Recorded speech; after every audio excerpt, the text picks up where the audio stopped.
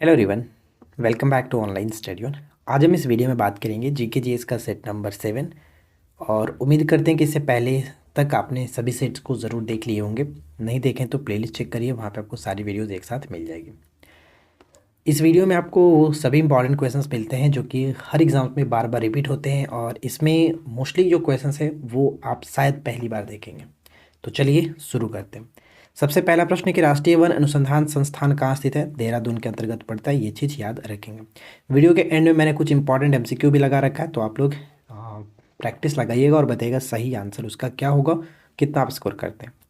अगला है कि भारत पाक बगलिहार जो परियोजना है वो किस नदी पर है? भारत पाक बगलिहार परियोजना का संबंध चिनाब नदी से हो जाता है। ये क्वेश्चन मोस्ट इंपॉर्टेंट है। कुकी जनजाति की बात करें तो इसका संबंध किस राज्य से होगा? कुकी जनजाति मणिपुर। कुकी जनजाति मणिपुर। लोकटक झील हम जानते हैं जो कि पूर्वोत्तर भारत का एकमात्र मीठे पानी की झील है। लोकटक झील वो भी मणिपुर में आता है। और किबुल लमजाओ जो नेशनल पार्क है, दुनिया का एकमात्र तैरता हुआ नेशनल पार्क, ये भी आपका मणिपुर के अंतर्गत है। और इसके बाद अगला प्रश्न ये है कि उत्तरी प्रशांत महासागर में अंतर्राष्ट्रीय तिथि रेखा के विचलन का कारण क्या है? तो विचलन का कारण क्या होता है? एल्यूरीसियन जो द्वीप समूह है, एल्यूरीसियन द्वीप समूह के कारण ऐसा होता है। ये नाम याद रखिएगा, ये क्वेश्चन यूपी पीसीएस में पूछा गया। अगला प्रश्न है कि ऑस्ट्रेलिया महाद्वीप का सर्वोच्च पर्वत शिखर कौन सा है? ऑस्ट्रेलिया महाद्वीप का सर्वोच्च पर्वत शिखर को किस नाम से जानते हैं? माउंट कोसेस्क्यू। माउंट कोसेस्क्यू, ठीक है। नेक्स्ट वन है कि प्लेट विवर्तनिक सिद्धांत किसने दिया था? प्लेट विवर्तनिक सिद्धांत दिया था हैरी हेस। मैंने आपको पर्वत निर्माण के जो भी सिद्धांत हैं, विधियाँ, उन पर एक अलग वीडियो बनाया था। 6 क्वेश्चंस इससे बनते हैं, जैसे कि महाद्वीपीय फिसलन का सिद्धांत किसने दिया था? तो फिसलन क्या है? डेली डेली फिसलना, यानी कि डेली, मैंने आपको बताया था। एक होता है महाद्वीपीय जो कि विस्थापन का सिद्धांत किसने दिया था? तो विस्थापन और वेग दोनों एक दूसरे से मिलता जुलता है, तो ये आपका विस्थापन कौन था? मैंने आपको क्या बताया था? जो कि वेगनर, ठीक है। वेगनर यहाँ पे करेक्ट होगा। तो महाद्वीपीय विस्थापन का सिद्धांत वेगनर ने दिया था। तो इस तरह के मैंने 2-3 प्रश्न आपको बताए थे, 6 क्वेश्चन बताए थे जो कि बार बार रिपीट होते हैं और काफ़ी ट्रिक से याद कराया था। तो आप उस वीडियो को नहीं देखे तो देख लीजिएगा। अगला है कि एयरबस ज्वालामुखी, एयरबस ज्वालामुखी किस महाद्वीप से संबंधित है? तो एयरबस ज्वालामुखी का संबंध अंटार्कटिक महाद्वीप से संबंध है। ये ध्यान रखेगा, अंटार्कटिक महाद्वीप से। फ्रेंड्स, अगर आपको वीडियो पसंद आए तो प्लीज़ वीडियो को ज़्यादा लाइक करिए, फ्रेंड के साथ शेयर करिए, ताकि आप लोग सपोर्ट करेंगे तो हम लोग नेक्स्ट वीडियो में काम करने में अच्छा लगता है। वीडियो आप देखोगे नहीं तो फिर मुझे बनाने का मतलब भी नहीं बनता है। तो आप लोग थोड़ा सपोर्ट किया करिए, वीडियो को शेयर वगैरह करिए। चलिए इसके बाद बढ़ते हैं अगले क्वेश्चन की तरफ। अगला प्रश्न ये बनता है कि उरुग्वे दौर वार्ता किस संगठन के स्थापना के परिणाम स्वरूप हुई थी? उरुग्वे दौर वार्ता जो है वो किस संगठन के स्थापना के परिणाम स्वरूप हुई थी? तो यहाँ पे हम करेक्ट आंसर कहेंगे विश्व व्यापार संगठन। विश्व व्यापार संगठन का गठन कब हुआ था? 1995, 1 जनवरी 1995 को इसका गठन किया गया था। इसका मुख्यालय जिनेवा में पड़ता है, राइट। अगला है कि राजीव गांधी ग्रामीण विद्युतीकरण योजना कब स्टार्ट हुआ? राजीव गांधी ग्रामीण विद्युतीकरण योजना स्टार्ट हुई थी 2005 में, 2005 में, ठीक है। अंतर्राष्ट्रीय शांति दिवस कब मनाते हैं?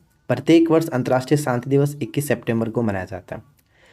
अगला है कि रमन, रमन किस राज्य की रंगमंच है? रमन जो किस राज्य की रंगमंच है? तो इसका संबंध होगा उत्तराखंड के गढ़वाल क्षेत्र से, उत्तराखंड के गढ़वाल क्षेत्र से। अंकिया नाट का संबंध किस स्टेट से? अंकिया नाट का संबंध हो जाएगा असम के साथ, अंकिया नाट असम के साथ। अगला है कि वेतम चरला, वेतम चरला एक प्रकार का पूरा पाषाणकालीन स्थल है, ये किस स्टेट में? वेतम चरला। तो वेतम चरला आंध्र प्रदेश में, वेतम चरला आंध्र प्रदेश में।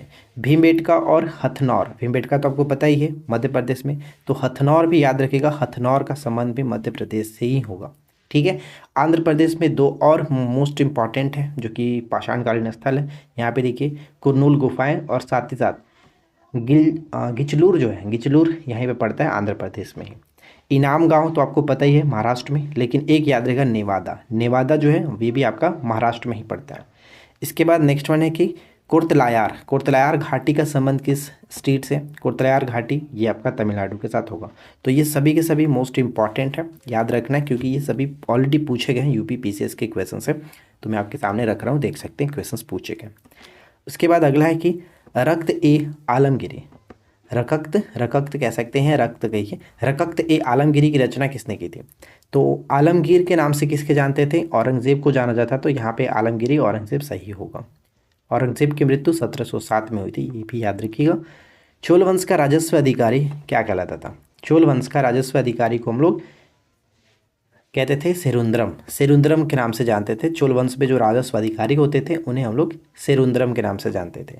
और चोल वंश में भूमि जो कर होते थे उसे हम लोग किस नाम से जानते थे? कड़िका दान के नाम से, कड़िका दान के नाम से। जब्त राजस्व प्रणाली की शुरुआत किस मुगल बादशाह ने किया था? जब्त राजस्व प्रणाली की शुरुआत अकबर ने किया था, अकबर ने किया था।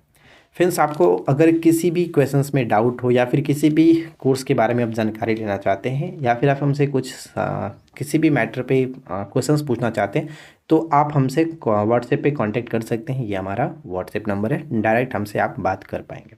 लेकिन कॉल मत करिएगा क्योंकि कॉल वैसे भी आपका लगेगा नहीं, कॉल रिसीव भी नहीं होगा। तो आप यहाँ पे करके मैसेज करिए। अगर आपको कॉल पे बात करना है तो आप बोल सकते हैं कि मुझे कुछ अर्जेंट बात करनी है, किसी टॉपिक पे बात करना है, किसी चीज़ के बारे में जानकारी लेना है, तो आपको इस नंबर पे मैसेज करना है। व्हाट्सएप पे आपको सारी चीज़ें जानकारी दे दी जाएगी। कॉल पे लिए आप मतलब रिक्वेस्ट कर सकते हैं कि हाँ मुझे कॉल पे बात करना है, तो आपको कॉल पे बात करा दी जाएगी।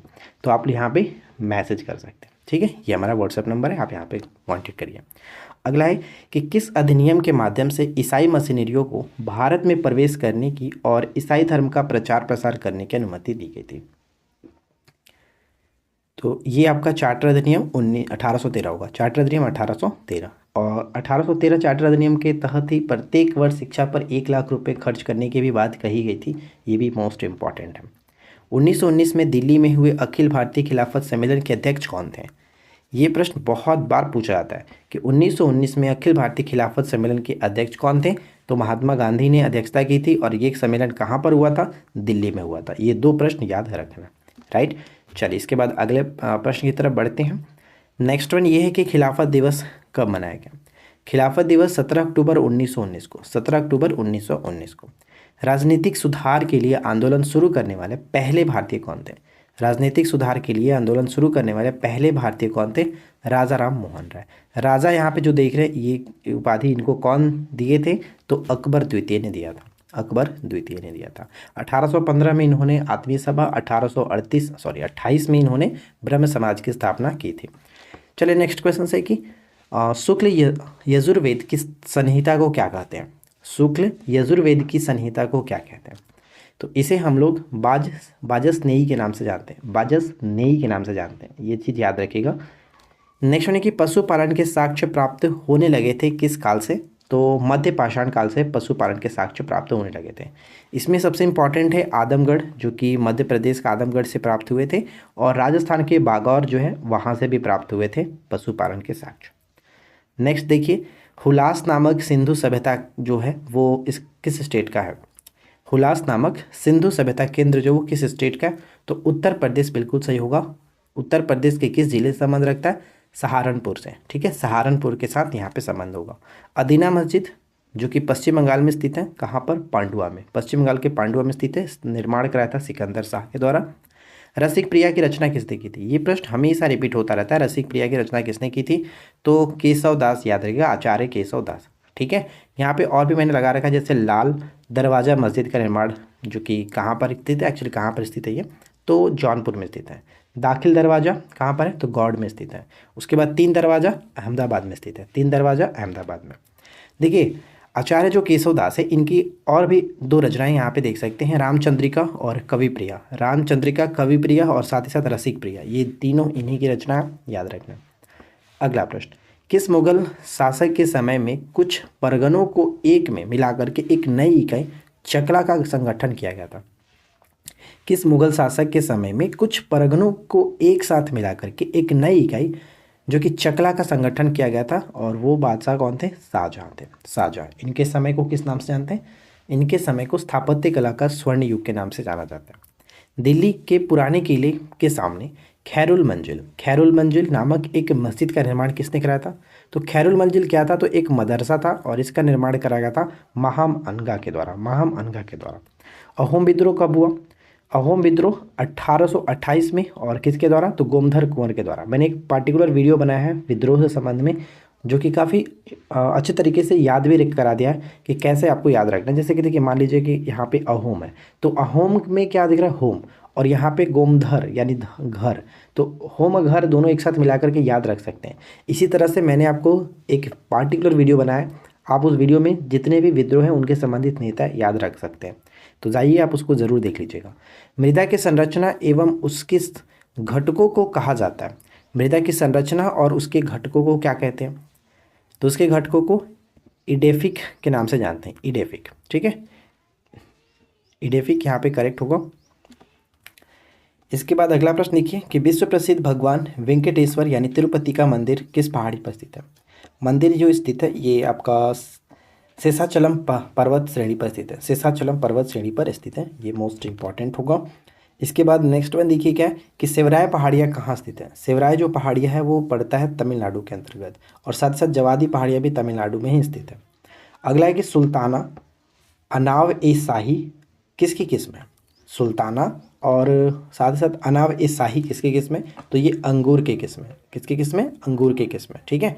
वनस्पति जलवायु की सही सूचक है, वनस्पति जलवायु का सही सूचक है, ये कथन किसका था, तो ये कोपेन का कथन था। कोपेन के अनुसार कह सकते हैं कि वनस्पति जलवायु का सही सूचक है, ये नाम याद रखिएगा।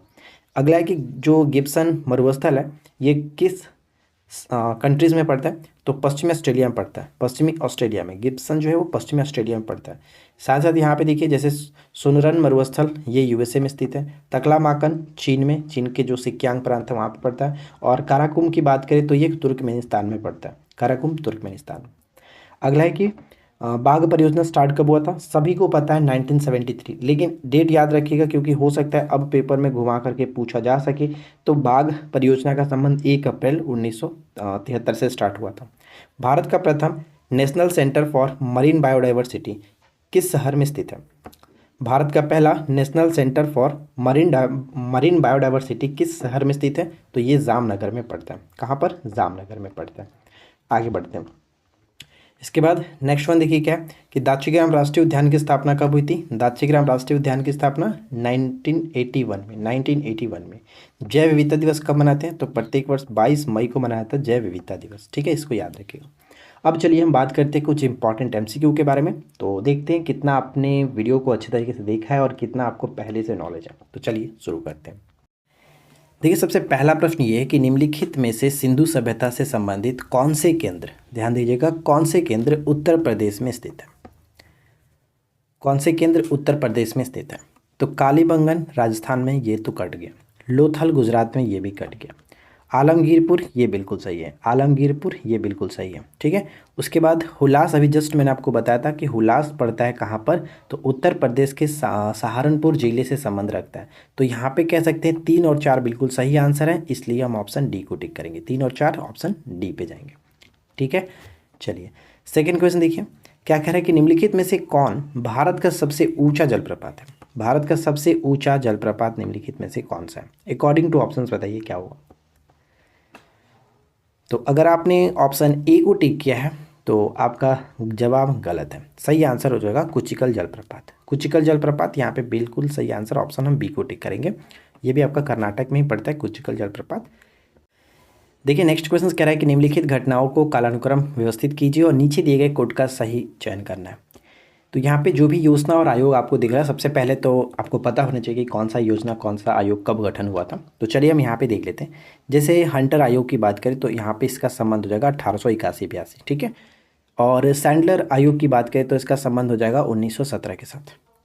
उड का घोषणा पत्र, उड डिस्पैच, तो ये आपका 1854 के साथ होगा। और लास्ट वाला सार्जेंट की बात करें तो ये 1944 के साथ। अब आप यहाँ पे आसान तरीके से देख सकते हैं कौन सबसे पहले गठन हुआ, कालक्रम के अनुसार व्यवस्थित करना है। तो 1854 सबसे पहले आपका आएगा यानी सी। तो सी वाला ऑप्शन देखिए ये है और ये है, यानी ये दोनों हमारा ऑप्शन खत्म हो गया सी के साथ। उसके बाद 1854 के बाद 1881 हंटर आयोग, यानी सी के बाद ए आना चाहिए, तो सी के बाद ए यहाँ पे दिख रहा है, ऑप्शन डी को टिक करके आगे बढ़ सकते हैं। तो इन सभी को याद रखेगा, इंपॉर्टेंट है। चलिए भारतीय शिक्षा का मैग्ना कार्टा के नाम से जाना जाता है, जो कि उड डिस्पैच को 1854 के साथ लॉर्ड डलहौजी के समय में आया हुआ था, ये याद रखना है। मध्यकालीन भारत के ऐतिहासिक स्रोतों में चकला शब्द का प्रयोग हुआ है। तो बताइए कि चकला जो शब्द का प्रयोग है हुआ है वो किसके संदर्भ में किया गया।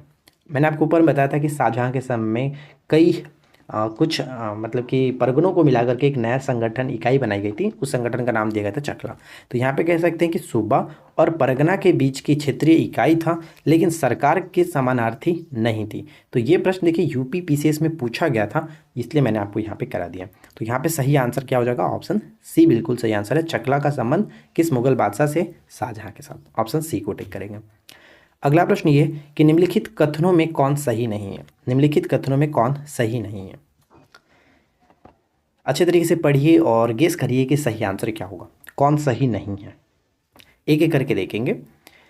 देखिए काली मिट्टी के संदर्भ में यहाँ पे दिख रहा है, तो काली मिट्टी को स्थानीय भाषा में रेगुर के नाम से जानते हैं। काली कपासी मिट्टी होती है, कपास के लिए काफ़ी उपयुक्त माना जाता है। क्रिब्स के अनुसार रेगुर मिट्टी अनिवार्य रूप से एक परिपक्व जो की मिट्टी होती है। साथ ही साथ काली मिट्टी में आर्द्रता यानी नमी धारण करने की उच्च क्षमता होती है, ये भी बिल्कुल सही है। और काली मिट्टी हम जैसे जानते हैं कि दो दक्कन का पठार का क्षेत्र है, यानी कि मध्य भारत में जो जैसे कि आपका गुजरात हो गया, महाराष्ट्र के क्षेत्र हो गए, यहाँ पे देखने को ज़्यादातर मिलता है काली मिट्टी। तो हिमालय क्षेत्र से इसका कोई भी संबंध नहीं है, इसलिए ये पॉइंट हमारा गलत हो जाएगा। ऑप्शन हम डी को टिक करेंगे। ठीक है, डी पॉइंट बिल्कुल गलत है। अगला पॉइंट, निम्नलिखित में से कौन मृदा से संबंधित है? मृदा से संबंधित है, मैंने आपको क्या बताया था ऊपर में? मैंने आपको ऊपर में ही बताया था कि मृदा की संरचना एवं उसके घटकों को क्या कहते हैं। तो ध्यान से अगर आपने सुना होगा तो वहाँ पे हमने एक बात कही थी, इडेफिक। इडेफिक मैंने आपको बताया था, इडेफिक कहा जाता है मृदा की संरचना एवं उसके घटकों को कहा जाता है इडेफिक। ठीक है, ऑप्शन ए बिल्कुल सही होगा। अगला है कि विश्व प्रसिद्ध भगवान वेंकटेश्वर यानी तिरुपति का मंदिर निम्नलिखित पहाड़ियों में से किस में अवस्थित है? बताइए किस में अवस्थित है? क्या हमने देखा था? तो हमने देखा था कि शेषाचलम पर्वत श्रेणी। शेषाचलम पर्वत श्रेणी तो वैसे भी ऑप्शन में नहीं है, इसलिए ऑप्शन डी को टिक करेंगे, इनमें से कोई नहीं। तो ये याद रखिएगा। शिवराय पहाड़ी तमिलनाडु, मैंने आपको बताया था। जवादी भी तमिलनाडु के अंतर्गत ही आता है, तो ये सभी आपको याद रखना है। अगला है कि भारत की निम्नलिखित नदियों में से कौन पश्चिमी घाट से नहीं निकलती है? पश्चिमी घाट से नहीं निकलती है, कौन नहीं निकलता है? तो यहाँ पे देखेंगे जो ताप्ती है, फिर तापी जो नदी है, ये पश्चिमी घाट से नहीं निकलता है। मध्य प्रदेश में मुल्ताई जो पर्वत श्रेणी है वहाँ से निकलता है। यहाँ पे ऑप्शन बी करेक्ट है। अगला है कि भारत के विभिन्न क्षेत्रों में उत्पादित सुल्ताना, गुलाबी और काली चंपा किसकी प्रमुख फसलों की किस्म है? बताइए कि सुल्ताना अभी आपने ऊपर में देखा था, मैंने आपको बताया था सुल्ताना हो गया, या फिर एक बार हमने इसका नाम लिया था अनाब ए शाही। अनाब ए शाही, गुलाबी और काली चंपा किसकी प्रमुख किस्म है? तो ये अंगूर की प्रमुख किस्म है, अंगूर की प्रमुख किस्म है। ऑप्शन डी होगा। अगला है कि निम्नलिखित युगों में कौन सही सुमेलित नहीं है? तो बताइए कौन सही सुमेलित नहीं है? एक तरफ मरुस्थल, दूसरी तरफ देश। सुनरन कहाँ देखे थे हमने? यूएसए में देखा था। तकलामाकन चाइना में देखे थे। काराकोरम की बात करें तो तुर्कमेनिस्तान सही है। जो कि गिब्सन की हम बात करें तो ये ऑस्ट्रेलिया, पश्चिमी ऑस्ट्रेलिया के साथ होगा, ये गलत है। ऑप्शन डी हो जाएगा। तो इसी तरह से प्रश्न आपको देखने को मिलते हैं, पूछे गए थे। निम्नलिखित नदियों में से किसके मुहाने पर पक्षी के पंजे, ठीक है, पक्षी के पंजे की आकृति वाला डेल्टा बनता है? पक्षी के पंजे की आकृति वाला डेल्टा बनता है, तो यहाँ पे सही आंसर बनेगा ऑप्शन डी, मिसिसिपी। मिसिसिपी, यहाँ पे ऑप्शन डी को टिक करेंगे, मिसिसिपी। नेक्स्ट वन क्या है? अगला है कि दाचीग्राम राष्ट्रीय उद्यान निम्नलिखित में से किससे संबंधित है? तो दाचीग्राम राष्ट्रीय उद्यान क्या बताया था? 1981 में इसका गठन किया गया था और इसका संबंध जम्मू कश्मीर से होगा और ये फेमस है हंगुल या फिर कश्मीरी स्टैग। ठीक है, कश्मीरी स्टैग हंगुल के लिए फेमस है। ऑप्शन डी को टिक करेंगे। नेक्स्ट वन देखिए, जैव विविधता दिवस कब मनाया जाता है? प्रत्येक वर्ष जैव विविधता दिवस कब मनाया जाता है? इसका सही आंसर क्या है? तो इसका सही आंसर हो जाएगा मई 2022। मई 2022 ऑप्शन हम बी को टिक करेंगे। वैश्विक उष्मन के फलस्वरूप निम्नलिखित में से किसकी बारंबारता और प्रचंडता बढ़ रही है? वैश्विक उष्मन यानी कि वैश्विक जो तापमान की वृद्धि के साथ क्या होगा? तो यहाँ पे देखिए चक्रवात भी हो रहा है, तूफान भी हो रहा है, बवंडर भी हो रहा है, यानी सभी के सभी उपरोक्त सभी होगा। ऑप्शन डी होगा, ऑप्शन डी को टिक करेंगे। आज के इस वीडियो का आखिरी प्रश्न है, भारत में ब्रिटिश राजस्व प्रणाली द्वारा सबसे अधिक लाभान्वित होने वाले लोगों में कौन है? सबसे अधिक लाभान्वित होने वाले लोगों में कौन है? बताइए। तो आशा करते हैं कि आप लोगों को आज का ये वीडियो अच्छा लगा होगा। वीडियो पसंद आया हो तो प्लीज़ लाइक एंड शेयर करिए। चैनल पे पहली बार है सब्सक्राइब करके नोटिफिकेशन बेल आइकन को ऑल पे शेयर करिए। हम मिलते हैं आपके साथ इसी प्रकार के नेक्स्ट वीडियो में किसी नए टॉपिक के साथ। Thanks for watching, keep learning, have a good day.